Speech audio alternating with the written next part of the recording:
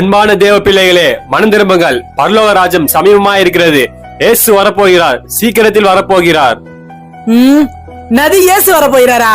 டேய், நான் ஜோக் காட்டுறீங்களா? நான் சின்ன வயசுல இருக்கும் போது ஏசப்பா வருவாருன்னு சொல்லியிருந்தாங்க. எனக்கு வயசு 30, இன்னி வரைக்கும் வரலையா? எப்படா வருவாரு? பிரதர், எப்ப வருவார் தெரியாது, ஆனா சீக்கிரமா வர போறாரு.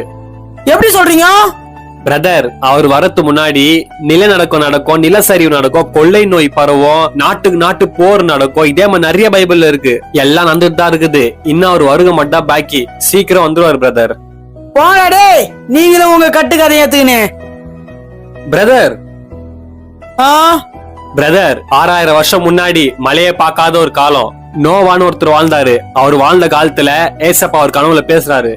ஜனங்க ரொம்ப பாவம் பண்றாங்க, நான் மழையை பெய்ய வச்சு தண்ணியால பூமி அழிக்க போறேன், நீ ஒரு பெரிய கப்பல் கட்டுன்னு ஏசப்பா அவர் கனவுல சொல்றாரு. அப்புறம் ஏசப்பா அவர்கிட்ட சொல்றாரு, நீ ஜனங்கிட்ட போய் சொல்லு பாவம் பண்ணாதீங்கன்னு. மனம் திரும்பி வர்றவங்கள உன் பேலைக்குள்ள ஏத்திக்கோ, மனம் திரும்பாதவங்க உன் பேலைக்குள்ள வரமாட்டாங்க. இப்ப நான் இங்க நின்னு சொன்ன மாதிரி நோவாவை எல்லார்கிட்ட போய் சொல்றாரு. ஆனா நோவாவை ஒருத்தன் கூட நம்பல. யாராயமா லூசு, மழை பெய்ய போகுது பெய்ய போகுதுன்னு கலாய்ச்சாங்க. ஆனா ஒரு நாள் மழை வந்தது, பெரிய சுனாமி வந்தது, எல்லாரும் செத்து போனாங்க, நோவாவோட ஃபேமிலி தவிர. அந்த தப்ப யாரும் பண்ணாதீங்க, இயேசு வரப்போறாரு, சீக்கிரம் வரப்போறாரு. மனம் திரும்புங்க பிரதர். இவன் சொல்றது உண்மையா இருக்குமோ?